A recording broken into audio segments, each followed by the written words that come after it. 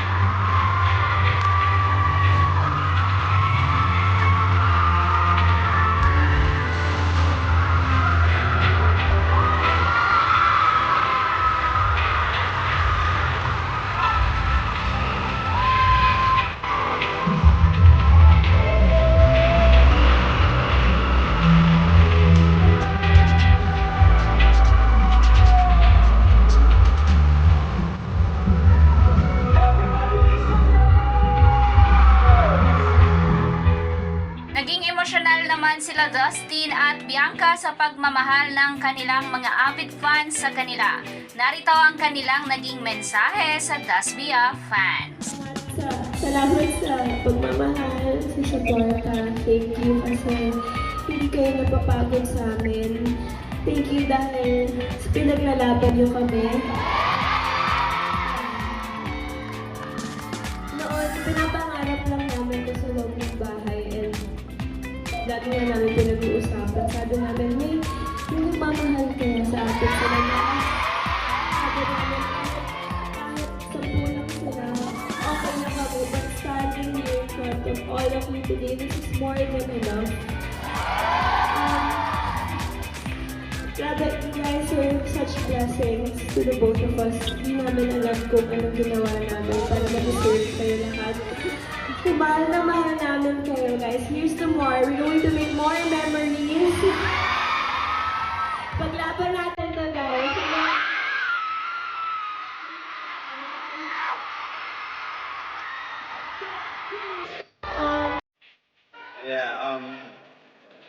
Sobrang mahal na mahal ko kayo kasi sobra.